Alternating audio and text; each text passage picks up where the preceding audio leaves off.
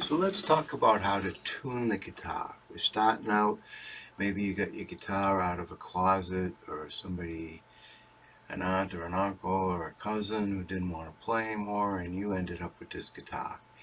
It's got 6 strings on it, like most guitars do have 6 strings, right? There's 6 strings. And the standard tuning for guitar is the bottom string, or the thickest, fattest string, is an E, and then the next string is an A, that's the 5th string, and then the 4th string is a D, and then the 3rd string is a G, 2nd string is a B, and then the last string, or the first string really, is an E. So the top and the bottom are actually the same note, 2 octaves apart.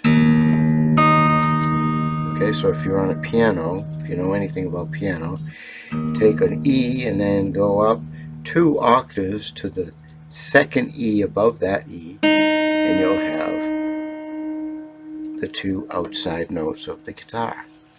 Now, the next thing you want to do is you want to check, because some guitars are strung with 6 strings, but depending on where they came from, you may or may not see that the strings are wound on the tuning pegs properly. So what you want to make sure is that these bottom 3 strings are set on these 3 pins. So the E, A, D, that should be E, A, D, right? The other thing is, make sure that they are wound in a counterclockwise position. So they come from the inside and then they go out. Counterclockwise, right? Because some, you never know where you're getting this guitar from, and they might have tuned it wrong, or they might have swapped strings. Sometimes you'll break a string, it's not long enough, so you'll swap the strings. There are funny things that can happen. So you've got to make sure that the strings are on the right pegs. Otherwise, you're going to be tuning the wrong string, right? On the other side, you've got the E, the B, and the G, right? So that's string 1, 2, and 3. String 1 should be on the first pin, which is the E. Then you're going to have the B, the second string, on the second pin. And then you're going to have the G on the last pin. And by experience, I can tell you that the strings that break the most are the G and the B. For some reason, those are the ones that break the most. And then E. You usually don't break these 3 strings at the top because they're fatter, thicker, they just last a lot longer. But I can't tell you how many times the G string has broken when I play.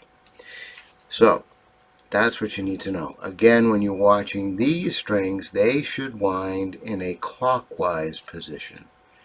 Now that's important when you're turning the peg, right? Because if you're going the wrong way, you're tightening or loosening instead of vice versa. You could be breaking a string. Okay? When you tune a guitar, make sure you're looking at it from this position. You don't want to be looking at a guitar like this when you're tuning it, for obvious reasons. Play that first note. Now you can match the pitch to my sound here to get your first note, or you can get a little tuner, or you can go to a piano and try to match the pitch. But if you're just playing by yourself, as long as that string is reasonably tight and playing a note, you can actually tune the guitar to itself. And that's what I'm going to show you how to do here. Because obviously you can go buy a tuner and match pitches to a tuner.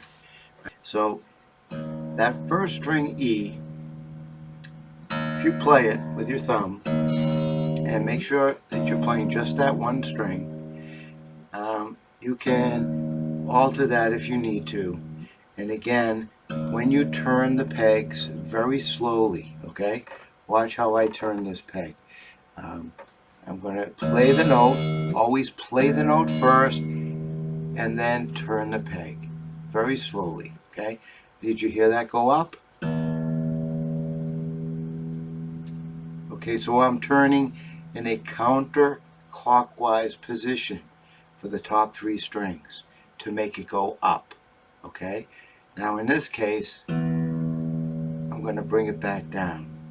Again, notice that I'm not turning it like a faucet, right? I'm turning very slowly.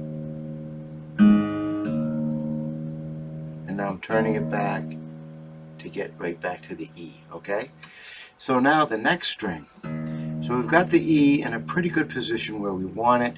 Again, if you're playing by yourself, you just want the guitar to sound good when you're playing by yourself. You don't have to match it to an exact E, okay? You can match the guitar to itself and it'll still sound and play very well. Very well.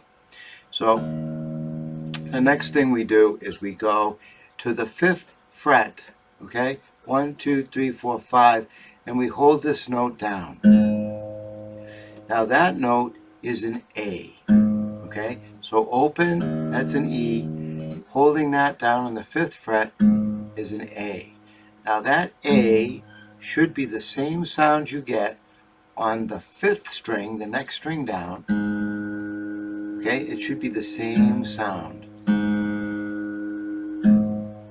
because that open 2nd string is an A, right? So if we listen, and I hope you can hear that that 2nd note, that open A, is just a little bit under the pitch.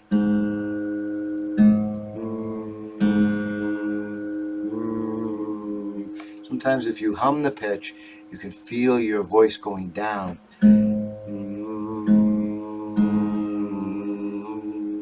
And you can tell that's just a little bit low, okay? So what we want to do is we want to take that 5th string and we want to move the pin, the 2nd pin that matches that string, right? And we want to alter that. Now because it's too low, remember, it's a little bit low, we want to turn the peg which way? Yes, we want to turn the peg counterclockwise to make it go up, okay? So I'm going to play that A on the 1st string in the 5th fret, and then I'm going to play the open note and just turn this up a little bit. And again, counterclockwise, very slowly, and you'll hear it start to match. And that means that we've got a good tune there, okay? Now, you follow this process all the way down. So the next one, you go to the 5th fret on the 5th string. 5th fret, 5th string, open string, 4th string. They should match. That would be a D. Again, a little bit flat on the 2nd string.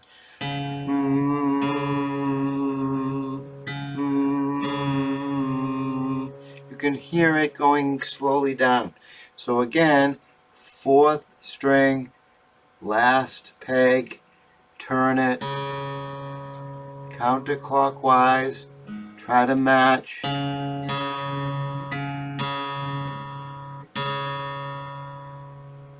You can almost, if you listen very closely, you can hear it kind of fit itself into the pitch, into that unison. I mean, some people have good ears. They can hear almost like wavering beats between the 2 notes if they're not in tune. And then if you listen, those wavering beats will disappear and they'll become unison. Unison meaning the same note, right?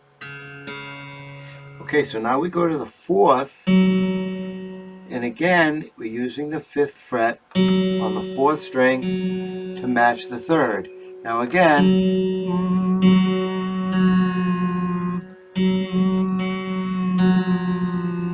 you can hear that 3rd string is a little flat, sitting a little flat. Okay, so now remember, we're on the bottom 3 strings now, so we got to go to the bottom.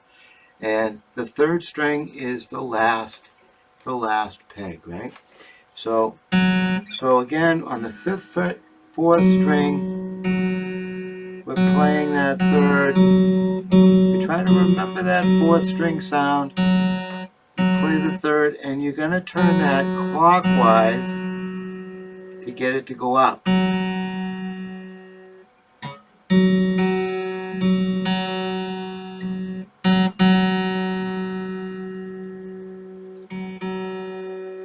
And you play with it a little bit, and that sounds pretty good, right? Now, here's the tricky thing. You think you go down 5 all the way through, but not the case, okay? So the next thing you want to do is when you get to that third string, you actually have to bring it down to the 4th fret, okay? The third string in the 4th fret is where you're going to match up to the 2nd string open, okay? And again,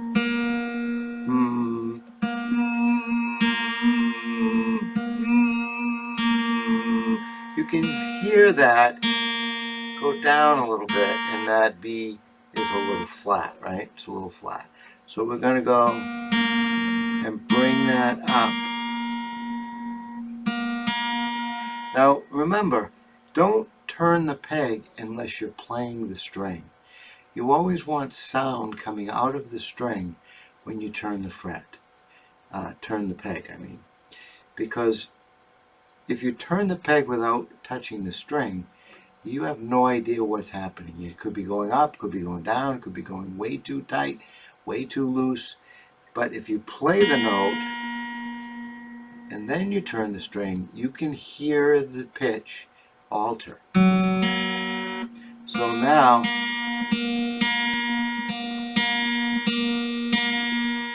it's pretty close. Okay? Alright, so that sounds pretty good. Now for the last string, we go back to the 5th fret. So we go 2nd, and there it is, that's an E, right? I should match 2 octaves below on the bottom string, right? E, and then we play that last string, and obviously that's flat, right? Okay, so we got to come up, so we're going to go clockwise because we're on the bottom peg. Again, playing the note, and be very, very careful here. Very slowly turn the pin.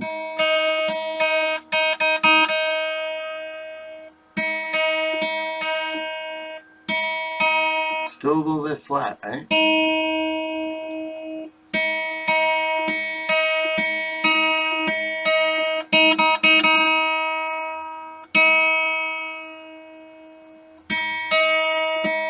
Okay, and there it is, right? Here we got it. So that's pretty good. So now, we've got a pretty well-tuned guitar. You play a few chords. That's basically how you want to go and tune your guitar, okay? Remember, 5th fret, 5th fret, 5th fret, 4th fret, 5th fret. And that's a good way to tune your guitar with itself, so you're ready to go out on that stage and play and do whatever you need to do. In fact, that's sounding a little bit off again. I think I better go check it. Okay, take care.